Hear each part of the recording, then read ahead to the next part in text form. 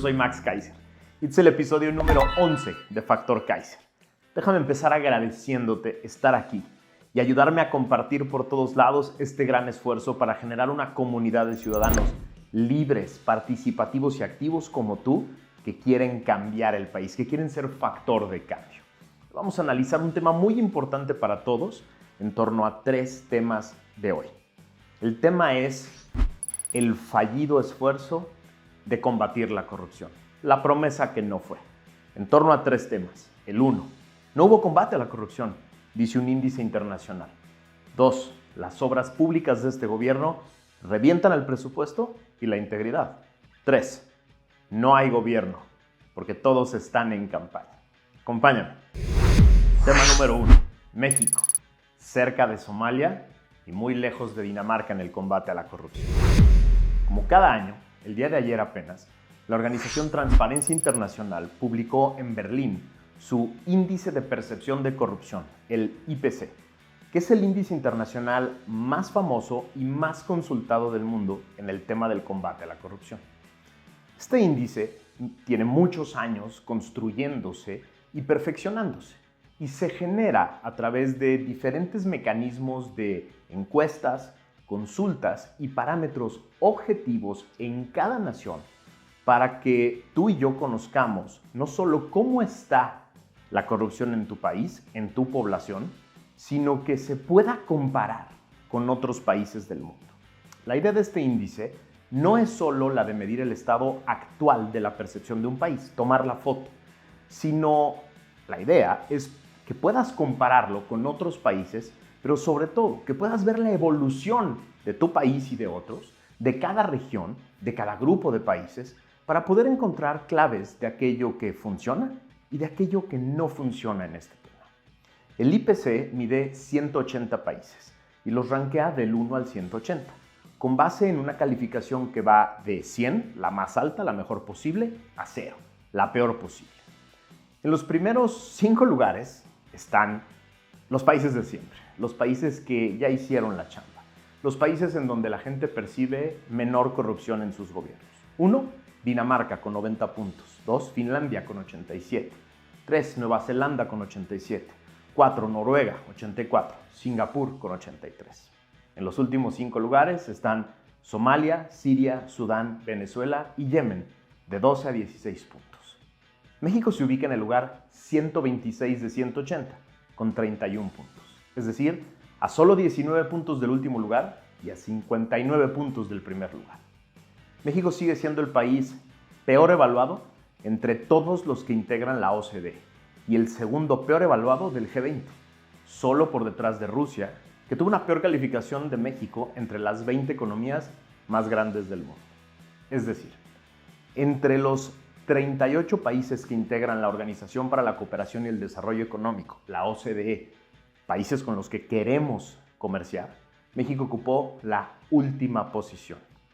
Y en el llamado G20, el grupo que incluye a las principales economías del planeta con las que queremos estar teniendo todo tipo de relaciones, México y Rusia ocuparon los últimos lugares. ¿Qué países están mejor que México en este índice? Nepal con 34 puntos. Sierra Leona con 34 puntos, Angola con 33, El Salvador con 33, Ucrania, en plena guerra, ya medida por este índice, con 33 puntos. Según Transparencia Mexicana, los resultados de México en este índice en 2019 y en 2020 ilustraban una ligera tendencia positiva para México en el combate a la corrupción.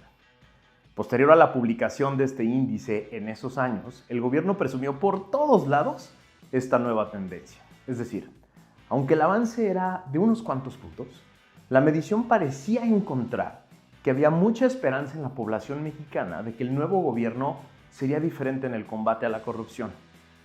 Parecía haber algo de luz al final del túnel. Sin embargo, esta esperanza se acabó muy rápido. La ausencia de sentencias firmes para los involucrados en los grandes escándalos de corrupción que hemos visto como Odebrecht, la estafa maestra, el caso de agronitrogenados de Pemex, Segalmex, los hermanos del presidente, los hijos del presidente y todo tipo de escándalos de corrupción en obra pública, han puesto en duda la capacidad de la Fiscalía General de la República para ir más allá de la denuncia ir más allá del escándalo y llevar los responsables a juicio. Cito textualmente el comunicado de Transparencia Mexicana. Pese a que la sociedad mexicana identifica la corrupción como uno de los principales obstáculos para el desarrollo social y la reducción de las desigualdades, las grandes tramas de corrupción no han sido sancionadas, ni se han devuelto a las arcas de la nación los recursos desviados. Cada vez hay más evidencia pública de que las autoridades responsables de la impartición de justicia en esta materia podrían estar utilizando a las instituciones con un sesgo político-electoral. Cierro la cita. Es decir, palabras mías ahora, el combate a la corrupción se quedó en un burdo y hueco discurso que carece de resultados.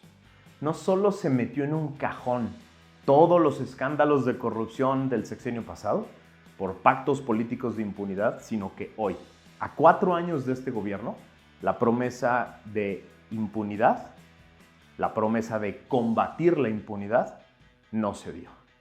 Y la promesa de impunidad para los anteriores está intacta. ¿A cambio de qué? A cambio de lealtad ciega. Es una verdad que está ahí, que está a la vista de todos y que el gobierno ya ni siquiera intenta esconder. La protección de este gobierno está garantizada a cambio de silencio y de lealtad.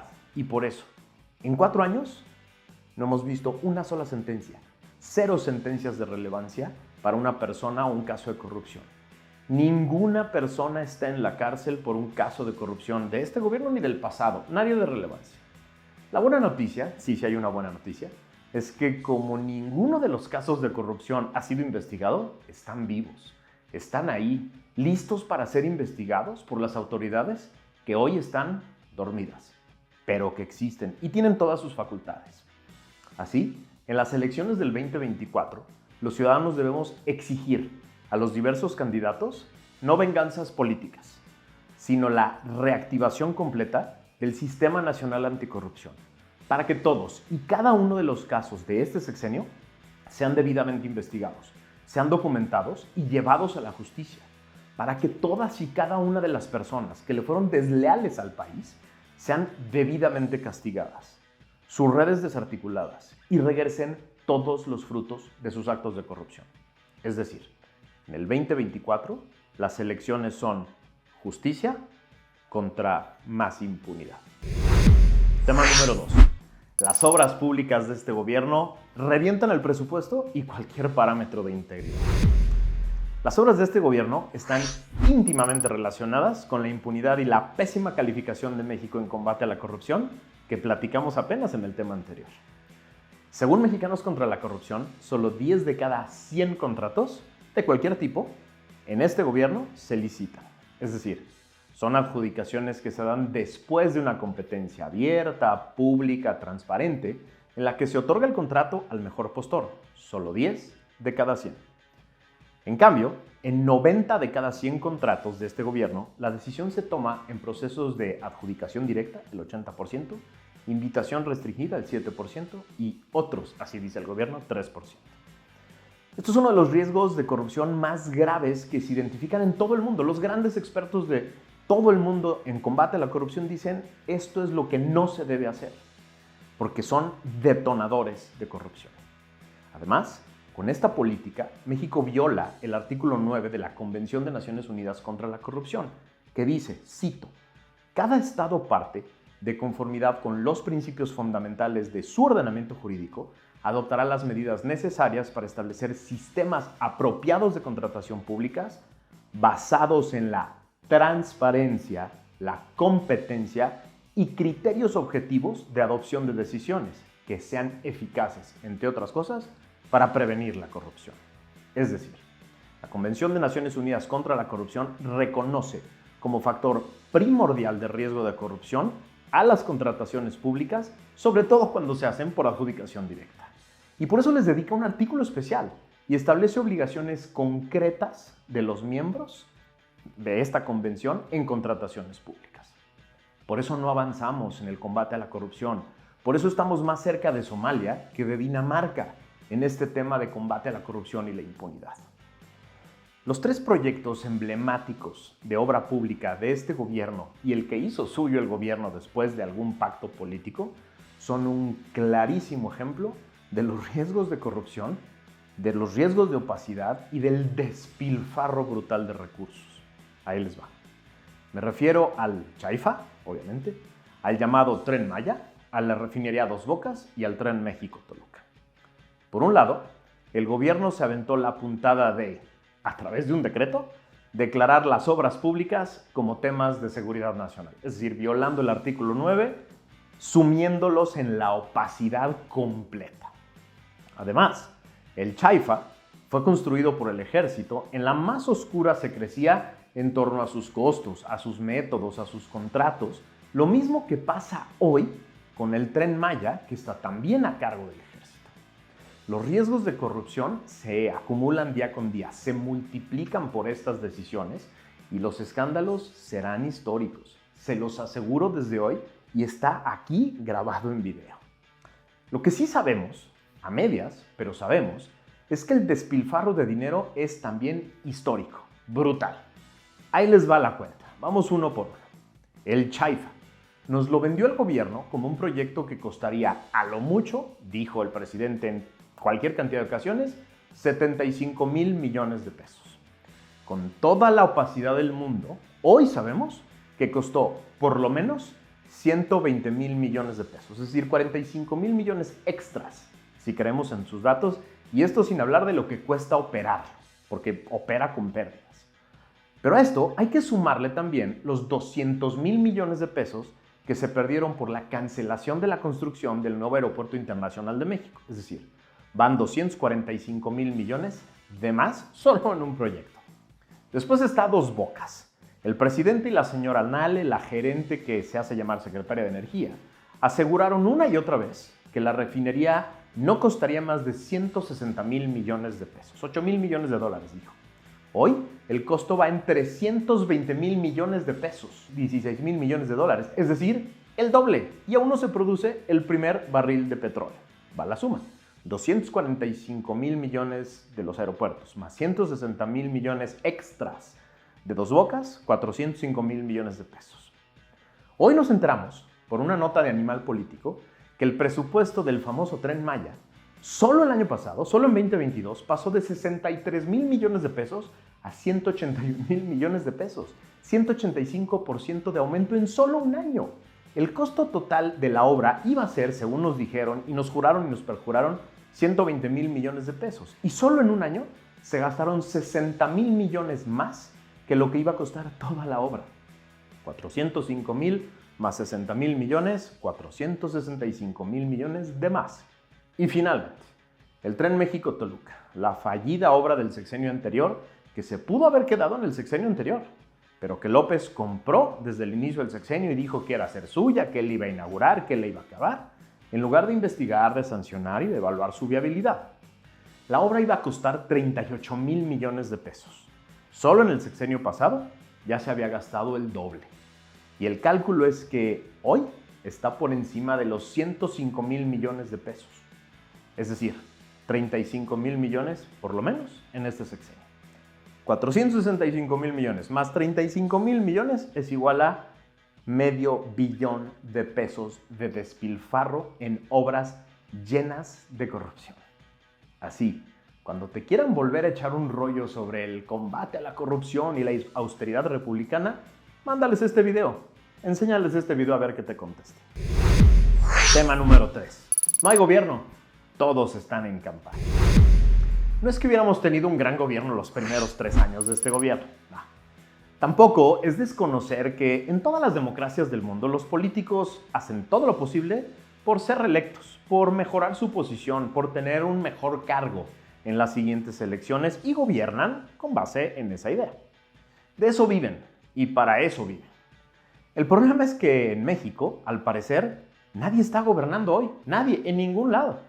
Del gabinete federal, incluida la regenta y su gabinete y todos los legisladores, hoy todos son precandidatos de algo. Todos son parte de algún grupo de campaña de alguien más. Es decir, hoy todas las decisiones del gabinete de gobierno de Morena y de los legisladores y de la regente y su gabinete giran en torno a 5 elementos cruciales. 1. ¿Le va a gustar o no al gran jefe, al gran elector, esto que estoy haciendo? Ese es el más importante de todos. 2. ¿Me da a mí, político en precampaña, reflectores en medios y redes esta decisión? 3. ¿Me genera popularidad en la base electoral de Morena o me resta presencia? 4. ¿Le pega esta decisión a mis adversarios internos o los fortalece? Y 5. ¿Me ayuda a crecer o no en las encuestas?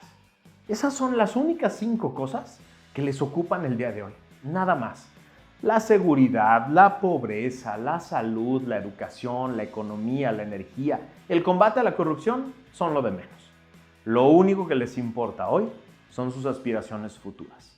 Se la viven en eventos partidistas, gastando millones de pesos en imagen, en viajes, en eventos multitudinarios, en campañas, en distintas plataformas de medios de comunicación, en todo menos en su chamba. Como si estuviéramos ya a unos cuantos meses de la elección, el gobierno y nuestros problemas pasaron a segundo plano. Por eso te quiero dejar varias preguntas para que tú las reflexiones y las compartas con tu entorno cercano, las platiquen. Pregunta 1. Si se eligieron gobiernos para 6 años, ¿por qué debemos conformarnos con gobiernos que no durarán ni 3 años? 2. ¿Por qué debemos pagar con nuestros impuestos las campañas ilegales anticipadas de todos, en lugar de las acciones de gobierno a las que están obligados y que para eso pagamos impuestos? 3. ¿Cómo podemos creerle de nuevo a una persona que prometió gobernar 6 años y no gobernó ni 3? 4. ¿Cómo podemos castigar estas conductas en 2024? Y 5. ¿Qué vas a hacer tú? ¿Qué vas a hacer tú para que otros en tu entorno reflexionen sobre esta deslealtad? Esa es la base de este programa. De eso se trata. Que tú seas un nodo de discusión, un factor de cambio. Que tú provoques discusiones en otras personas importantes. Las discusiones que tienen que ver con nuestro futuro. Por eso, como siempre, te pido que me ayudes a compartir esto, a suscribirte a este canal, a entrarle a todas nuestras redes, a entrarle a la discusión, a dejarme tus comentarios. Todos los leo y trato de contestarlos todos porque me interesa tener una relación contigo, un diálogo contigo acerca de lo importante que pasa en este país. Muchas gracias por haberme acompañado. Nos vemos la que sigue.